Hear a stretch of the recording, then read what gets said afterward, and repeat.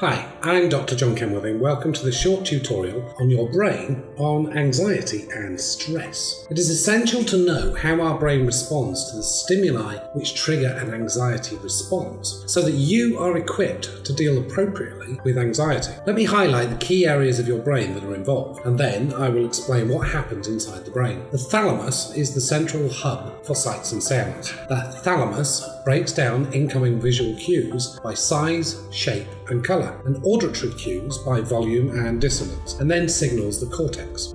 The cortex then gives raw sights and sounds meaning, enabling you to be conscious of what you are seeing and hearing. And I'll mention here that the prefrontal cortex is vital to turning off the anxiety response once the threat has passed. The amygdala is the emotional core of the brain, whose primary role is to trigger the fear response. Information passing through the amygdala is associated with an emotional significance. The bed nucleus of the stria terminals is particularly interesting when we discuss anxiety. While the amygdala sets off an immediate burst of fear, the BLST perpetuates the fear response, causing longer-term unease typical of anxiety. The locus coeruleus receives signals from the amygdala and initiates the classic anxiety response: rapid heartbeat, increased blood pressure, sweating, and pupil dilation. The hippocampus is your memory center, storing raw information from the senses, along with emotional baggage attached to the data by the amygdala. Now we know these key parts, what happens when we are anxious,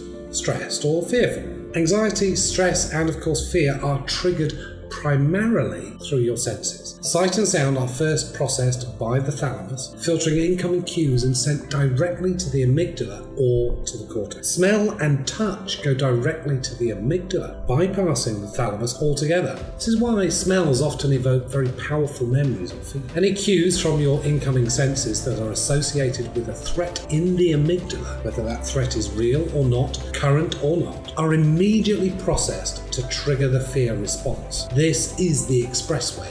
It happens before you consciously feel the fear. The hypothalamus and pituitary gland cause the adrenal glands to pump out high levels of the stress hormone cortisol. Too much cortisol short-circuits the cells of the hippocampus, making it difficult to organize the memory of a trauma or a stressful experience. Memories lose context and become fragmented. The body's sympathetic nervous system shifts into overdrive, causing the heart to beat faster, blood pressure to rise, and lungs to hyperventilate. Perspiration increases and the skin's nerve endings tingle, causing goosebumps. Your senses become hyper-alert, freezing you momentarily as you drink in every detail.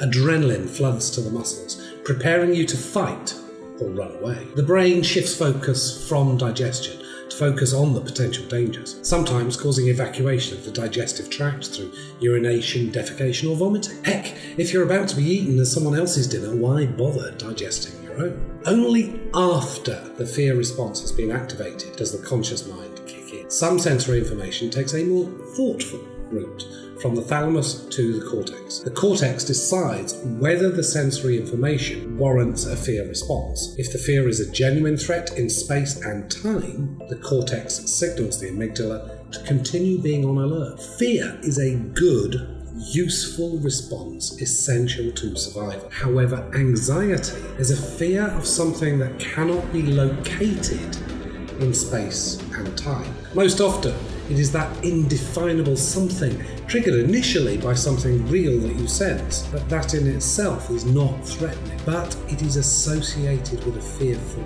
memory. And the bed nucleus of the stria terminals perpetuate that fear response. Anxiety is a real fear response for the individual feeling anxious, and anxiety can be debilitating for the sufferer. Now that you know how anxiety happens in your brain, we can pay attention to how we can deliberately use our prefrontal cortex to turn off an inappropriate anxiety response once a threat is